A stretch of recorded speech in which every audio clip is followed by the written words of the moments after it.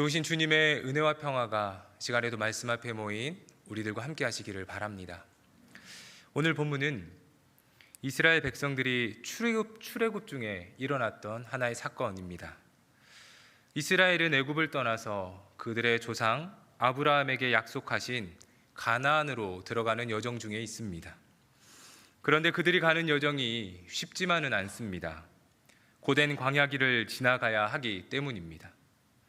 광야는 불모의 사막지로 돌과 흙만 있는 곳입니다. 광야에는 물도 없고 먹을거리도 없습니다. 광야의 한 낮의 온도는 40도에서 50도에 이를 정도로 뜨겁습니다. 그러나 광야에서는 그 뜨거움을 피할 그늘조차 없습니다. 광야의 고됨과 어려움을 성경에서도 여러 차례 말씀합니다. 신명기 8장 15절 말씀에 너를 인도하여 그 광대하고 위험한 광야 곧 불뱀과 전갈이 있고 물이 없는 간주한 땅을 지나게 하셨다라고 말씀합니다. 예레미야 2장 6절에는 광야에 대해 말씀하시기를 광야 곧 사막과 구덩이 땅 건조하고 사망의 그늘진 땅 사람이 그곳으로 다니지 아니하고 그곳에 사람이 거주하지 아니하는 땅이라고 말씀합니다. 이사야 30장 6절에는 광야를 암사자와 숫사자와 독사와 및 날아다니는 불뱀이 나오는 위험하고 공고한 땅이라고 전해줍니다. 이처럼 광야는 불뱀과 전갈, 들짐승들이 사는 위험한 곳이요 물이 없는 건조한 땅이어서 사람이 거주하지 못하는 곳입니다. 그렇기에 예레미야는 광야를 이르러서 사망의 그늘진 땅이라고 그렇게 말을 합니다. 광야는 히브리어로 미드바르인데 고독한, 적막한, 황량한 그런 의미를 가집니다. 광야는 고독하고 외로운 곳입니다. 자신을 보호해줄 사람이나 거처가 없습니다. 그러다 보니 언제나 위험에 노출되어 있습니다. 그래서 광야는 하나님과 분리된 곳, 하나님이 느껴지지 않는 곳이라는 의미도 있습니다. 하나님의 돌봄조차 느껴지지 않는 그만큼 위험하고 고독한 곳이 광야입니다. 예수님도 하나님의 돌봄이 느껴지지 않는 그 고독한 광야에서 사탄과 함께 머물며 시험을 받으셨습니다.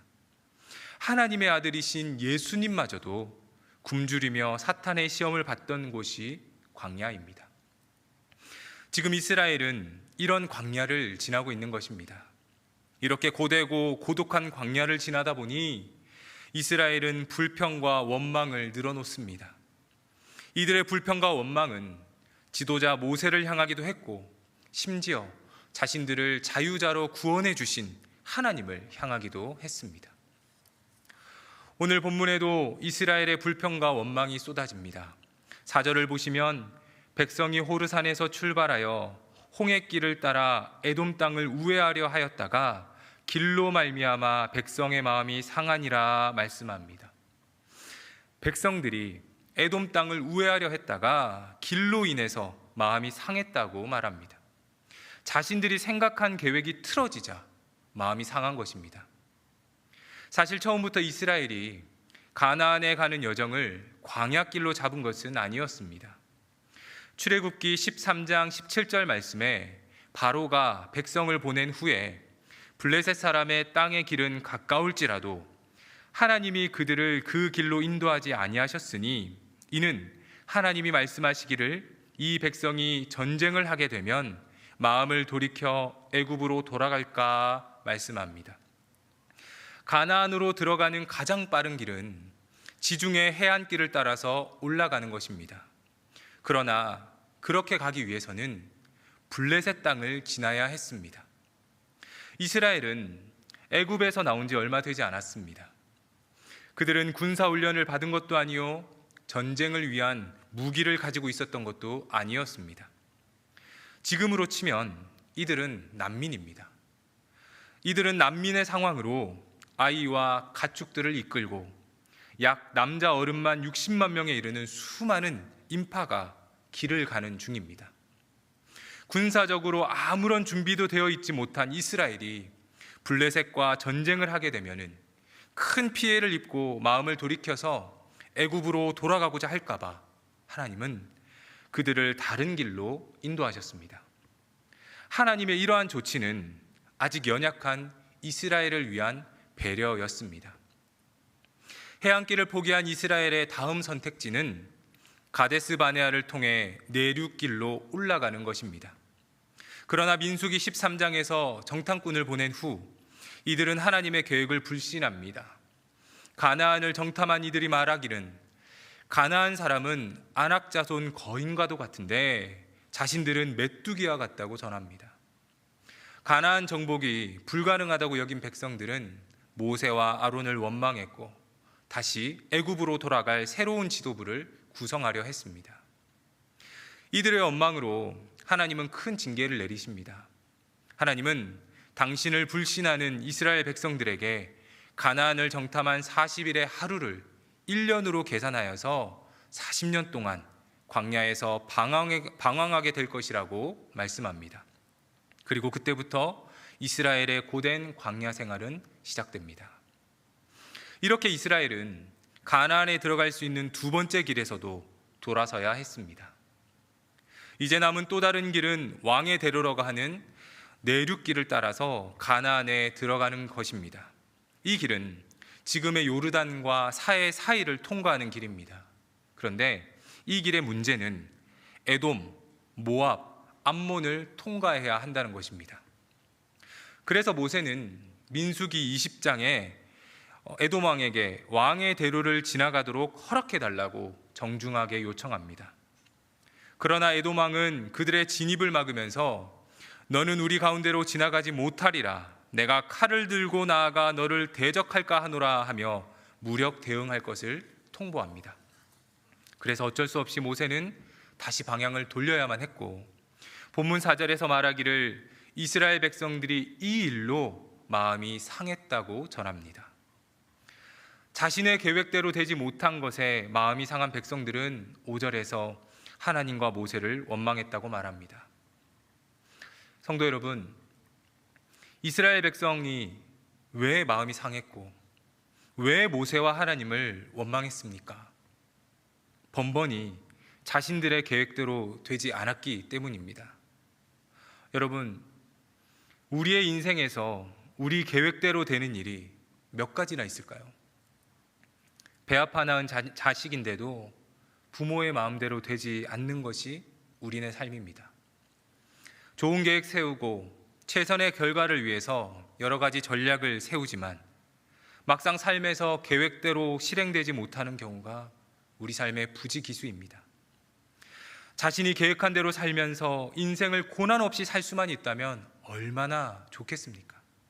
그러나 인생을 살다 보면 때론 좋은 일도 있고 때론 힘들고 어려운 일을 겪기도 합니다.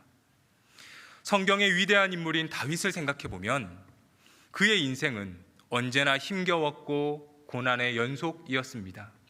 젊었을 때는 사울왕을 피해서 도망 다녀야 했고 노년에 들어서는 아들 압살롬을 피해서 도망 다녀야만 했습니다.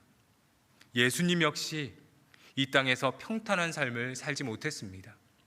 가난한 목수의 아들로 태어나셨고 일찍 아버지를 여의었기 때문에 집안의 가장 노릇을 해야만 하셨습니다. 예수님의 손은 힘든 노동으로 인해서 거칠었을 것이고 행색은 가난으로 인해서 남루했을 것입니다. 우리네 인생도 그렇습니다. 계획대로 되는 것이 잘 없습니다. 저녁에 된장찌개가 먹고 싶어도 자녀들이 돈가스 먹고 싶다고 하면 돈가스 먹어야 합니다. 직장에서 식사를 정할 때도 오늘은 초밥 먹고 싶은데 동료들이 모두 갈비탕 먹는다고 하면 눈치 보면서 갈비탕 먹게 됩니다. 이처럼 식사 메뉴조차도 우리 마음대로 잘 되지 못합니다. 화려한 인생을 살아가는 것처럼 보이는 사람도 그 안에 자세히 들여다보면 남모르는 아픔과 고통이 있습니다. 이것은 믿음으로 살아가는 성도들에게도 예외는 아닙니다. 성도라고 해서 항상 밝은 날만 있는 것은 아닙니다. 성도의 인생도 때로는 눈보라가 칠 때도 있고 풍랑을 만나는 경우도 있습니다. 고난이라고 하는 것은 성도라고 해서 피해가지는 않습니다. 고난은 모든 사람에게 보편적으로 주어집니다. 그러나 성도는 이런 위기를 잘 극복하기 위해서 하나님의 도우심을 간구합니다. 고난과 역경을 이길 힘과 용기를 달라고 하나님께 기도할 때에 하나님께서 도와주시고 힘 주실 줄 믿으면서 살아갑니다. 그렇기에 고난이 오더라도 크게 유동하지 않습니다. 오히려 고난이 찾아올수록 더욱 하나님을 의지하고 이 일을 통해서 하나님께서 더 큰 믿음 주시고 연약한 자신을 강하게 단련시키는 줄을 믿으면서 살아갑니다. 하나님은 주의 자녀들이 고난을 통해서 성장하고 성숙할 수 있도록 인도하십니다. 절대로 주의 백성들을 포기하거나 버려두지 않으십니다. 주의 자녀가 풍랑이 이는 바다 한가운데 고통 속에 있을 때에 하나님은 풍랑을 꾸짖어 잠잠하게 하시고 가뭄으로 고통당할 때에 하늘에서 비를 내려주십니다. 우리가 이러한 하나님을 신뢰할 때에 하나님은 막다른 길을 열어서 새로운 길로 인도하십니다. 하나님은 주의 백성들을 위해서 바다 가운데서 길을 만드시는 분이시고 광야에서 만나와 메추라기를 주시는 분이십니다. 비록 우리의 계획이 실행되지 못하고 실패한 것처럼 보일지라도 하나님은 또 다른 길을 예비해 놓으십니다. 우리는 우리가 최선이라고 생각하는 길을 가지 못해서 낙담하고 좌절하지만 하나님은 우리가 보기에 그 차선이라고 하는 그 길을 통해서 최고의 길로 만들어 주시는 것입니다. 사도행전 16장에서 바울이 2차 전도여행 중에 있었던 일을 기록하고 있습니다. 예루살렘 총회를 마치고 바울은 아시아에서 복음을 전하려고 했지만 그 길이 막혔습니다. 그리하여서 비두니아로 가려고 했는데 또 길이 막혔습니다. 사도행전 16장 7절에 이르기를 무시아 앞에 이르러 비두니아로 가고자 애쓰되 예수의 영이 허락하지 아니하시는지라 말씀합니다. 바울은 1차 전도여행을 통해서 루스드라에서 걷지 못하는 사람을 걷게 만들었고 돌에 맞아서 죽음을 경험했음에도 다시 일어나서 복음을 전하러 떠났던 능력과 열정이 충만했던 사람입니다. 1차 전도여행을 성공적으로 마친 바울의 공을 인정해서 예루살렘 공회도 이방인의 구원을 인정할 만큼 바울은 뛰어난 선교사이기도 했습니다. 이렇게 능력과 열정이 충만한 바울은 2차 여행도 성공적으로 수행하기 위해서 전략을 세우고 기도하고 많은 준비를 했을 것입니다. 그런데 막상 길을 가고자 하는데 번번이 자신이 계획하고 가고자 하는 길이 막히는 것입니다. 전도 책임자로서 민망하기 그지없는 상황입니다. 그러나 바울은 계획의 실패에 낙담하지 않습니다. 그는 자신의 계획이 실패하는 것을 예수의 영이 막으시는 것이다 라고 받아들였습니다. 실패를 끝이 아니라 하나님의 또 다른 계획으로 시작을 삼는 것입니다. 이후로 바울은 드로아로 내려와서 밤이 새도록 기도했습니다. 그리고 그때 바울은 마게도냐 사람이 나타나서 우리를 도우라는 환상을 보았고 곧바로 마게도냐로 건너가 유럽에서 전도하는 전도자가 되었습니다. 사도행전 16장 중반 부분에서 바울과 실라는 빌립보에서 전도하는 중에 감옥에 갇히는 일이 또 발생합니다. 바울이 귀신 들린 여종을 예수 그리스도의 이름으로 치유한 적이 있는데 이것이 투옥의 이유였습니다. 바울과 실라는 다른 일을 한 것이 아니라 불법적인 일을 한 것이 아니라 복음을 전했고 예수 그리스도 이름을 선포했습니다. 그러나 그들은 감옥에 갇히고 말았습니다. 앞으로 어떤 일이 발생할지 모르는 상황입니다. 복음 전도자로 부름받았는데 감옥에 갇혀버렸고 이제 자신들의 계획은 흐트러져 버렸습니다. 그런 중에 하나님은 또 다른 길을 열어주십니다. 하나님은 큰 지진을 일으키셔서 감옥문을 여셨고 바울과 실라로 하여금 감옥을 지키던 간수에게 복음을 전하게 하셨습니다. 그리하여 간수와 그의 가족들을 구원하는 역사가 그 가운데 일어났습니다. 길이 막혀서 앞에 보이지 않을 때 하나님은 또 다른 길로 인도해 주십니다. 하나님은 주의 백성들을 인도하여서 더 놀라운 것들을 경험케 하십니다.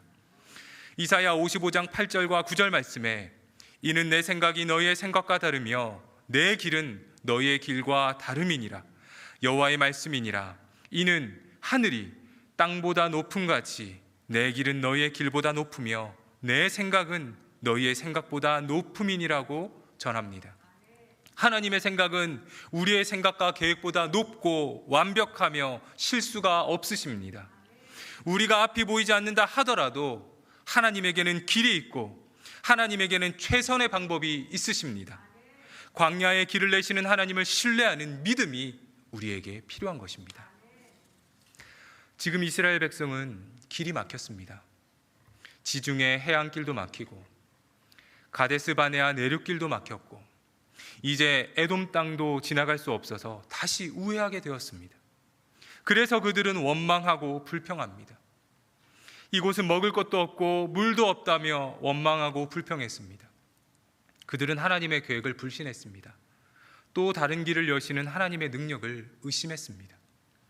자신들에게 더 이상 남은 길은 없다고 생각했고 하나님을 원망하며 불평했습니다. 불평과 원망의 대가는 혹독했습니다. 불뱀이 나와서 그들을 물었습니다. 불뱀은 광야에 사는 맹독을 가진 독사로서 이 뱀에 물리면 불에 타는 듯한 고통을 겪는다고 해서 붙여진 이름입니다. 불뱀에 물린 백성들은 고통에 아우성쳤고 죽는 사람도 많았습니다. 여기저기 고통으로 인한 비명소리가 멈추지 않았습니다. 그때 백성들은 모세에게 나와서 자신들의 잘못을 인정하며 뱀들이 떠나가게 해달라고 애원했습니다. 모세는 백성들의 고통을 보면서 하나님께 기도합니다. 제발 이들을 살려달라고, 고쳐달라고. 그렇게 모세는 하나님께 간절히 기도했을 것입니다. 하나님은 그의 기도를 들으시고 불뱀 모양을 만들어서 장대 위에 매달도록 하셨고 그리고 그것을 보면 살 것이라고 말씀하십니다. 모세는 놋뱀을 만들어 장대 위에 매달았고 그것을 쳐다본 사람은 모두 살게 되었습니다.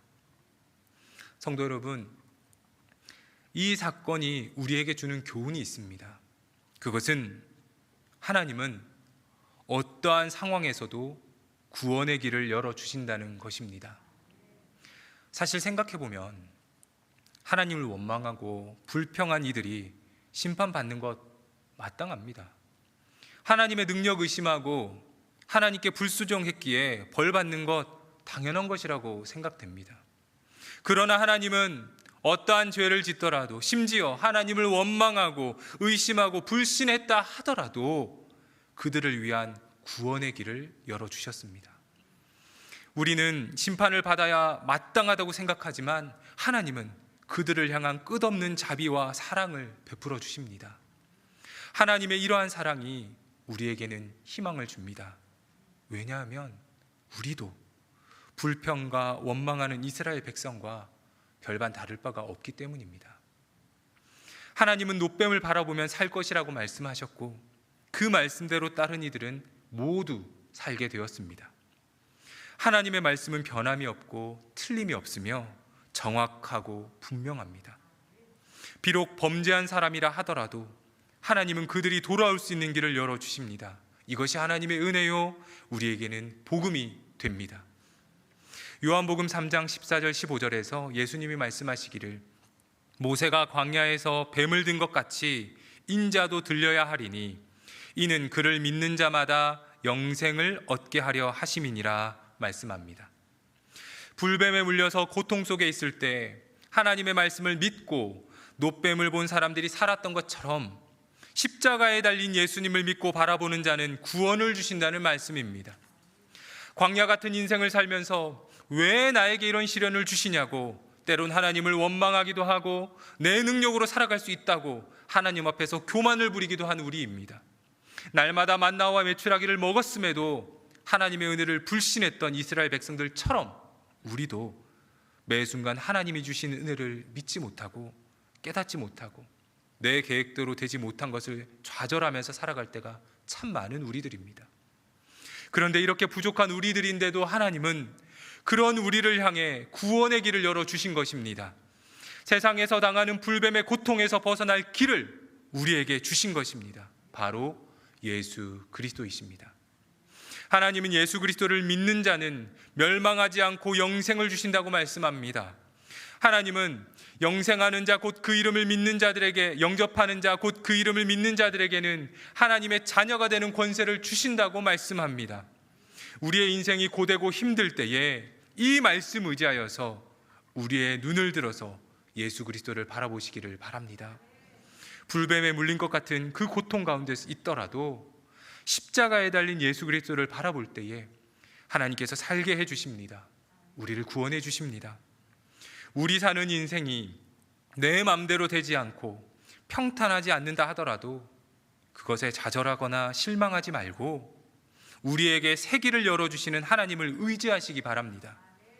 하나님은 우리에게 살아갈 길을 열어주시고 구원의 은혜를 주십니다. 이 믿음 가지고 살아가시기 바랍니다.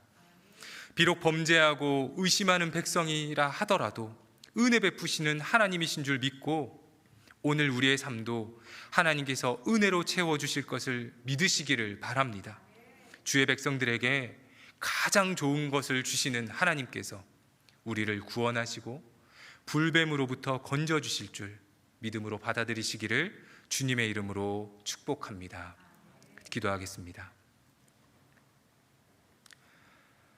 범죄하고 하나님을 원망하는 백성들에게도 은혜를 베푸시는 하나님 아버지, 오늘 우리도 하나님의 그러한 은혜가 있기에 살아갈 수 있음을 깨닫습니다. 그렇기에 주님 참 감사합니다. 삶 속에서 우리 마음대로 되지 않는다고 원망하고 불평했고 코로나로 삶이 어려워졌다고 원망하며 살았는데 그런 우리들임에도 하나님은 자비를 베푸셔서 예수 그리스도를 믿는 믿음 주셨고 우리를 구원해 주셨습니다. 이렇게 하나님의 큰 은혜를 받았으니 그 은혜에 합당한 삶을 살아가게 하옵소서. 고난이 찾아와도 좌절하지 않고 원망하지 않고 우리를 또 다른 새로운 길로 인도하시는 그 하나님을 더욱 신뢰하게 하옵소서. 고난을 통해서 우리가 하나님을 더욱 알아가게 하시고 하나님을 향한 더 깊은 신뢰와 믿음을 가지게 하옵소서. 이스라엘 백성들이 놋뱀을 쳐다본 즉 모두 살았던 것처럼 우리도 예수 그리스도를 바라보며 구원을 얻게 하옵소서. 우리를 구원하신 예수 그리스도 이름으로 기도합니다. 아멘.